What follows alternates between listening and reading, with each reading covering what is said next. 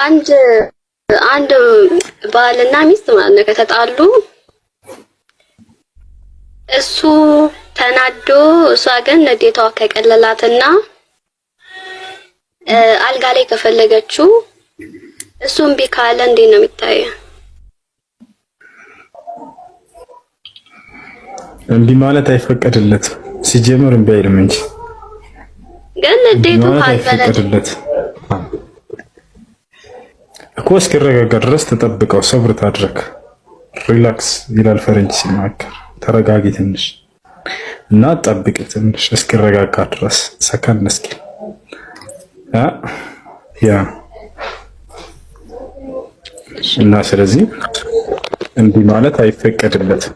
አላህ ስብሐነሁ ወተዓላ ወለሁነ ሚስሉ الذي عليهن بالمعروف ብሏል። በሴቶች ላይ ባላቸው መብት ልክ ለእነርሱም በእናንተ ላይ እኩል የሆነ መብት አላቸው ብሏል አላህ። ልክ እንዲሁ ነብያችን ሰለላሁ ዐለይሂ ወሰለም ለሁነ ማ ዐለይኩም ብለዋል። በእናንተ ላይ ባላቸው በእነርሱ ላይ ባላቸው ግዴታ ልክ ለእነርሱም በእናንተ ላይ ግዴታ ማነው መብት አላቸው ብሎ ተናግሮላቸዋል። ስለዚህ እምቢ ሊል አይገባውም። ወደ ፍራሽ ጠርታው እሷም እንዲሁም በእምቢ ልትል አይገባም ወደ ፍራሽ ከተጠራች። ነብያችን ሰለላሁ ዐለይሂ ወሰለም አንድ የመረጋጋት ልጨርስ ለኔ ድርስ አንድ ጊዜ ላወራ እሺ። ነብያችን ሰለላሁ ዐለይሂ ወሰለም ሲናገሩ إذا دعا الرجل امرأته إلى الفراش فأبت فبات غضبان عليها لعنتها الملائكة حتى تصبح له አንድ ሰው ሚስቱን ወደ ፍራሽ ነይ ብሎ ጠርቷት ያለምንም ምክንያት እምቢ አልመጣም ካለችው ሌሊቱ እስኪነጋ ድረስ መላእክቶች ይረግሟታል ይላል። ልክ እርሱም እምቢ ካለ በዚሁ አንጻር ማለት ነው። በዚሁ አንጻር እርሱ ለምንድን ነው ግን ታዲያ ሐዲሱ እሷን የተናገረው? ምክንያቱም በአብዛኛው ጊዜ ተፈላጊዋ ተጠያቂዋ ማን ነች? ሴት ነች ወንድን የምትጠይቀው ለግብረ ስጋ ግንኙነት ወይንስ ወንድ ነው ሴት ልጅን የሚጠይቀው? ተጠያቂዋ ማን ነች? መልሱ። ሴት ልጅ ነች አይደል ተጠያቂዋ። ስለዚህ እምቢ እንዳትል ተብሎ ሐዲሱ መምጣት ያለበት ማንን ነው? እሷ ነው። ሐዲሱ በወንድ ልጅ ላይ ቢመጣ ጥበቡ ያስኬድም ነበር። ሴት ልጅ ባሏን ወደ ፍራሽና ብላ በተጠራው እምቢ ቢል መላእክቶች ይረግሙታል ቢባል አያስኬድም። ምክንያቱም ሴት ልጅ ወንድ ልጅን ለግንኙነት ብዙ ጊዜ አትፈልግምና ብዙ ጊዜ የሚፈልገው ማነው? ወንድ ልጅ ነው። አያችሁ፣ ይህ ኢስላም ደስ ከሚለው ነገር በትዕዛዛቶችና በክልክላዎች ላይ አንዱ በአብዛኛው ትኩረት የሚደረግበት ነገር ከሆነ ያንን ትኩረት አድርጎ ይመጣል። ግን ያኛውን ትዕዛዛዊ የሚመለከትም ማለት አይደለም። ገብታችኋል አይደል? ለምሳሌ በመስረቅ ልሄድላችሁ። በመስረቅ የሚታማው ከወንድና ከሴት በአብዛኛው ማን ነው? ማን ነው በመስረቅ የሚታማው? ወንድ ነው ሴት? መልስ ኮሜንት ላይ ወይ ገስት ላይ መመለስ ትችላላችሁ። በመስረቅ የሚታማው ወንድ ነው ሴት? ወንድ ነው። ሌባ አይደል? ወንድ ነው። ስለዚህ ትዕዛዙ ምንድነው መምጣት ያለበት? የሴት ሌባ ቢል ያስኬዳል? እሷን ቢያስኬድም አያስኬድም ነበር። ግን አብዛኛው የሚታማው ወንድ ልጅ ነው። ወሳሪቁ ነው ያለው አላህ። ወሳሪቀቱ አለ። ከዛ በኋላ የወንድ ሰራቂ ብሎ ጀመረ። ከዛ የሴቶች ሰራቂ አለ። ፈቅጠዑ አይዲየሁማ ጀዛአን ቢማ ከሰባ ነካለ ሚነላህ። ለዚህ ነው። ስለዚህ የሆነ ትዕዛዝ ሲመጣ ጊዜ ቁርአንና ሐዲስ ላይ ወንድንም ሴትንም ነው የሚመለከተው የአላህ ትዕዛዝ። ግን ወንድን አንዳንዴ ያስመልክቶ ይመጣል፣ ሴትን አንዳንዴ ያስመልክቶ ይመጣል። በዚያ ላይ የአምላክን ገራሚ ጥበብ ታያላችሁ። ማንኛውም ወንድን አስመልክቶ የመጣ ነገር ሴትን ይመለከታል፣ ሴትንም ይመጣ ወንድን ይመለከታል። ግን በዚያ ነገር ውስጥ በአብዛኛው የሚታሰበው ሴት ከሆነች ሴትን አስመልክቶ ይመጣል ትዕዛዙ። ገብታችኋል አይደል? ወንድን ከሆነ አስመልክቶ ይመጣል፣ ወንድን አስመልክቶ ይመጣል። ሁለቱንም ግን ይመለከታል። ያከልከላ ነገር ይሄ ለሴቶች የወንዶች በሂሳብ የለም። ስለዚህ ሴት ልጅ ወደ ፍራሽ ተጠርታ እምቢ ካለች ያለው በአብዛኛው ተጠያቂዋ ለግብረ ስጋ ግንኙነት ከወንድ ልቅ ሴት ልጅ ስለሆነች ነው። ሴት ልጅ አትፈልግም ግንኙነት አትጠይቅም ማለት አይደለም። ግን በአብዛኛው ወንድ ጠያቂ ሲሆን ሴት ተጠያቂ ነች። እርሱ ከሰይጣን ስራ ነው እያለ አላህ ሱብሓነሁ ወተዓላ ተናገረ፣ አስጠነቀቀ። ነቢዩ ሰለላሁ ዐለይሂ ወሰለም ሐዲስ ላይ ሁሉ ሙስኪሪን ሐራም አሉ። ማንኛውም አስካሪ መጠጥ ሐራም ነው አሉ። ይሄ በምድራዊ ህይወታችን ሳለን ነው። በገነት ያለውን ደግሞ ልንገርህ፣ አስካሪ መጠጥ የሚባል ነገር በገነት ውስጥ የለም። እዚህ ላይ አያሰክርም የሚል የለም። ጠጅ እንደሚያሰክር መቼም ሰው ሁሉ ያውቃል። ስለዚህ ሱራ 16 ብቻም ሳይሆን 56ም ላይም ከጠጅ ምንጭም በብርጭቆዎችና በኩስኩስቶች በጽዋም የሚላለ። ስለዚህ አያሰክርም የሚል የለም። ጠጅ እንደሚጠጣ ነው እየተናገረ ያለውና ይሄን በደንብ አድርገህ ታብራራልኝ። አሪፍ ነው። በቃ ላሳይህ አስካሪ እንዳልሆነ በገነት ውስጥ የሚገኝ አሁን እዚህ ቦታ ላይ ወይን ሐራም ክልክል ነው አይደለም? ያሰክራል አይሰክርም? በመሰረቱ ላ ወይን አያሰክርም፣ ግን ሲቆይ ጊዜ ወደ ማስከር ይሄዳል። እንዴት ወይን አያሰክርም? ወይን ይሄ ሊበላ ወይን ጨምቀህ ብትጠጣው አያሰክርም እኮ። ነገር ግን ሲቆይ ጊዜ ነው የማስከር ባህሪ የሚኖረው። ይሄን አታውቁም? ወይን የሚሸጠው መጠጥ ቤት የሚሸጠው ወይን የታሸገው ወይን አይደለም። ወይን ፍሬውን ነው እያልኩኝ ያለሁት። ፍሬውን ለምሳሌ ጨመቅኩኝና አጠጣሁት፣ ይሄ ኃጢአት አይደለም፣ የሚያሰክር ነገር አይደለም። ወይን ጠጣ ቢባል ማለት ነው። ነገር ግን ያ ነገር ሲቆይ ጊዜ ወደ ማስከር ሲሄድ ጊዜ ያሰክራል። የዛኔ ክልክል ነው በኢስላም። ገብቷል አይደለ? እንዲሁም በገነት ውስጥም የማያሰክር ተብሎ ቃል በቃል ተገልጿል። ላሳየህ እሱን። እሺ በቁርአን ላይ ላሳየህ። የገነት ያለውን አላህ ሱብሓነሁ ወተዓላ ግልጽ አድርጎ ነው የተናገረው። በፍጹም እስከ ማስከር ደረጃ የሚደርስ ከሆነ በምድርም በሰማይም አይፈቀድም፣ የሚያሰክር ነገር አይፈቀድም ነው። ላሳያችሁ። እዚህ ጋር እንመልከት። አላህ ሱብሓነሁ ወተዓላ በሱራ ሷድ ላይ ሲናገር ማን ነው? ሳፋት ላይ ሲናገር ተመልከቱ። ሱረቱ ሳፋት ምን አለ? እዚህ ቦታ ላይ ገነት ያውና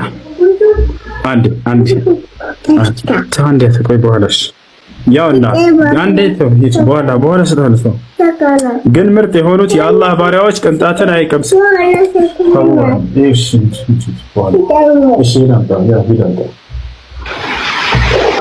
ይሄ ልጅ ማስከረ ያስተዋል ማስከረ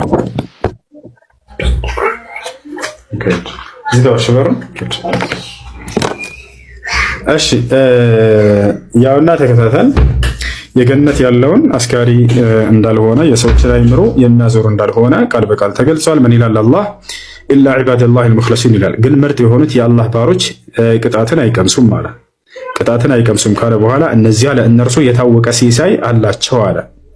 ፍራፍሬዎች አሏቸው፣ እነርሱም የተከበሩ ናቸው አለ። በድሎት ገነት ውስጥም አለ ፊት ለፊት የሚተያዩ ሲሆኑ በአልጋዎች ላይ ይንፈላሰፋሉ አለ። በኋላ ቆይ አንድ ልጨርስ። እሺ ከዚያ ቀጥሎ ምን አለ? አሁን በደንብ አዳምጥ። ከሚመነጭ ወይን ጠጅ በያዘ ብርጭቆ በእነርሱ ላይ ይዞርባቸዋል አለ። አሁን ይሄንን ወይኑን ሲገልጸው አላህ ባህሪውን ምን አለ? ነጭ ለጠጪዎች ጣፋጭ ሆነች አለ። ከዚያስ በእርሷ አለ በእንትኗ በወይኗ በእርሷ ውስጥም ምታት የሌለባት እነርሱም ከእርሷ የሚሰክሩ አይደሉም ማለት። አየህ ወንዴ የሚሰክሩ አይደሉም ማለት ወንድ አየህ አዎ። እና የሚያሰክር አይደለም ብሎ ቃል በቃል አላህ ሱብሓነሁ ወተዓላ ተናግሯል። ያ ነው እና እስከ ማስከር ደረጃ የሚደርስ ከሆነ ዛኔ በምድርም በሰማይ የሚፈቀር ነገር አይደለም። ነገር ግን ሳያሰክር በፊት ወዳው ወይኑ እንደተቆረጠ ሰውየው ምድር ላይ ራሱ ቢጠጣው ያን እስካላሰከረ ድረስ ወይን ኃጢአት የሆነ ነገር አይደለም። በሰማይም ላይ ያለውን አላህ ግልጽ አድርጎ ሲናገር የሚያሰክር አይደለም ብሎ ቃል በቃል ተናግሯል። እሱ ይሄ ነው። ነገር ግን እንደ መጽሐፍ ቅዱስ ወይን አስካሪ ነው አይደለ? መጨረሻ ነው። ያው አሁን ተቀብያለሁ። እሺ በሱራ 5 ቁጥር 51 ላይ እናንተ ያመናችሁ አይሁዶችና ክርስቲያኖችን ረዳት አድርጋችሁ አትያዙ ይላል። እቺን ነገር እንዴት አድርገህ ለምሳሌ አሁን ይሄ ማለት ምን ማለት ነው? እንዴት አብረህ መኖር ይቻላል? ጓደኝነት ለምሳሌ ጎረቤቶቻችን፣ ዘመዶቻችን ያው እኔም ወደ ራያ አካባቢ ስለሆነ ሀገሬ አብዛኛው ሙስሊም ክርስቲያኑ ተከባብረው የሚኖርበት አካባቢ ነውና እናንተ ያመናችሁ አይሁዶችና ክርስቲያኖችን ረዳት አድርጋችሁ አትያዙ ሲል ምን ማለት ነው? እንዴትስ ሊሆን ይችላል? እንዴት አብረህስ ላትኖር ትችላለህ? እቺን አብራርተህ እስኪ መልስ። መልካም አንዴት አድርገው እንግዲህ አምላክ አላህ ሱብሓነሁ ወተዓላ ስለ አይሁዶችና ስለ ክርስቲያኖች ሲናገር ልብ ብላችሁ ክርስቲያኖች አዳምጡ፣ ለሁለት ከፍሎ ይገልጻቸዋል። አንደኛ መልካም የሆኑ የአይሁድና የክርስቲያን አይነቶች አሉ። ሁለተኛ ደግሞ መጥፎ የሆኑ ያ ማለት ጦርነትንና ጸብን የሚፈልጉ ይሆናሉ። የመጀመሪያዎቹ ደግሞ ምንም አይነት ጸብን አጫሪ ያልሆኑ ሰላማዊ ህይወትን የሚኖሩ አሉ። እነዚህን ሰላማዊ የሆኑትን የሚናገርበት አንቀጽ አላህ ሱብሓነሁ ወተዓላ አብሏቸው፣ አጠጧቸው፣ እርዷቸው፣ አግዟቸው መልካም ዋሉላቸው ክፉ እንዳታደርጉባቸው ብሎ በርካታ ቦታ ላይ ተናግሯል። አሁን ግን ያመጣው እንደዚህ አሁን የተናገርከው አንቀጽ ምንድነው ከተባለ ክፉ የሆኑት ከአይሁድና የክርስቲያን አይነቶች ክፋትን በአማኞች ላይ ለማድረግ የሚያስቡና የሚያሴሩ አካሎችን በተመለከተ ነው። ሁለቱን በአንድ አይን ማየት ይሄ ፍትህ አይደለም። ገብቶሃል አይደል? ሁለቱን በአንድ አይን ማየት ፍትህ አይደለም። ስለዚህ ሰላማዊ እዚህ ጋር ጥያቄ አለ። ጥያቄ አሁን ያነሳው ጋር ማለት ነው። ወንድ አዳም በዚሁ ላይ ነው ሐሳቤ፣ በዚሁ ላይ ነው አብረን እንድትመልሰው ነው ጊዜ እንዳይወስድብህ። አይሽ እና መጥፎ ክርስቲያኖችና አይሁዶች መጥፎዎቹን ብለሃል አይደል? እነሱን አጋራት አድርጉ። መጥፎ ማንም ሰው አጋር ማድረግ አይፈልግም። እስልምና ብቻ ሳይሆን ሌላውም እምነት መጥፎ የሆኑ ሰዎችን አስማች አስፖስብል እንዲመለሱ አድርጉ ነው የሚለው። እነኚህን ሰዎች እንዲመለሱ ማድረግ ነው ወይስ አጋር አለማድረግ ነው የሚሻለው? አንድ ጥያቄ። ሁለተኛ እነሱን ስለመሆኑስ ብትጠቅስ እዚህ ቁርአን ላይ ወይም ደግሞ ሐዲስ ላይ ካለ እነሱን ስለመሆኑ መጥፎዎቹን ስለመሆኑ ደጎቹ እንዳልከው ደጎቹ ያው ቁርአን ላይ ብዙ ጊዜ እንትን ስለምን እናውቃለን። ግን መጥፎዎቹ እነሱ ናቸው ወይ ክርስቲያንና አይሁዶች ናቸው? እነኚህ ናቸው ክርስቲያንና አይሁዶች። መጥፎዎቹ ክርስቲያንና አይሁዶችን አጋራት አድርጉ የሚል ካለ አብረህ አብራራ እና አንተን ብትጠቅስ መረጃ ብትጠቅስ። እሺ መልካም ቃል በቃል አወጣለሁ አሳያለሁ። አላህ ለሁለት ከፍሎ ያቸዋል። ክፉዎች አሉ፣ መልካሞች አሉ። ወጣቸዋል አይደል? ለየቱ ጋር ከተባለ ሱራ ሙምተሒና ላይ ሁለተኛው ገጽ ላይ አላህ ገልጿቸዋል ለሁለት እንደሚከፈሉ ማለት ነው። ምን ይላል መሰለህ? لا ينهاكم الله عن الذين لم يقاتلوكم في الدين ولم يخرجوكم من دياركم أن تبروهم وتقسطوا إليهم إن الله يحب المقسطين إنما ينهاكم الله عن الذين قاتلوكم في الدين وأخرجوكم من دياركم وظاهروا على إخراجكم من تولوهم ومن يتولهم فأولئك هم الظالمون. ይላል እንደማ ወጣቻ ሳያችሁ ምን ይላል? لا ينهاكم الله እኔ አምላካችሁ አላህ አልከለክላችሁም ማለት ያ መልካምን ብታደርጉላቸው በጎን ብታደርጉላቸው ለነዚያ ለካህዲያኖች እነርሱ እናንተን በሃይማኖታቸው ያልተዋጓቸው ሰላማዊ የሆኑትን አለ መልካም ብትውሉላቸው አልከለክላችሁም። ለነርሱ መልካም መዋል እንደውም ውዴታዬን ሁሉ ያጎናጽፋቸዋል ሁሉ አለ። ለክርስቲያን አብለታ አጠጣይ አምላክ የአላህን ውዴታ እንደምትጎናጸፍ እየተናገረ ነው ለማንኛውም ካህዲ ሰው።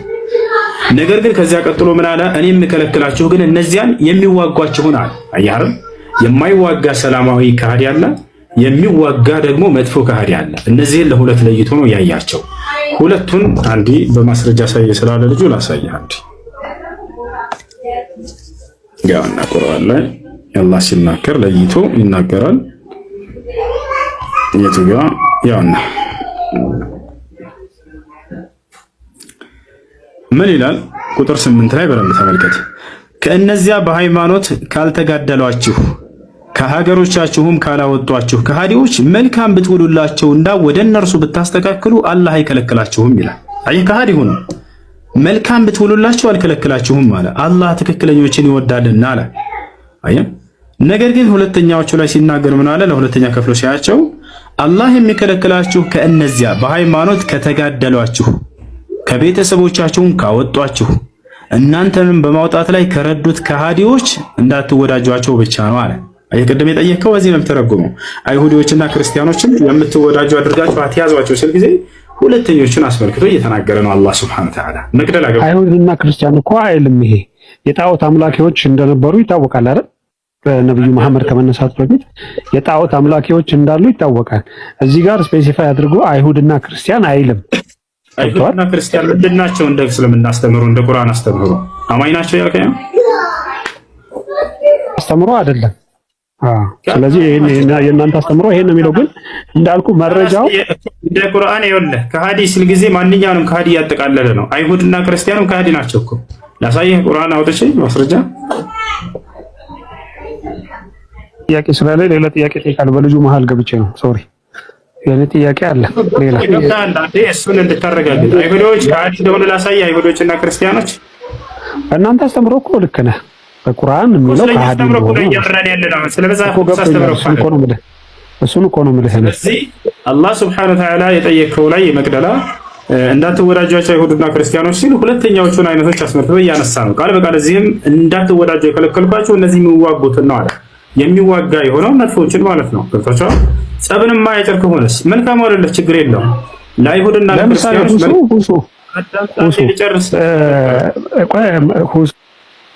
የኛንም አንድ አዳም ይጨርስ።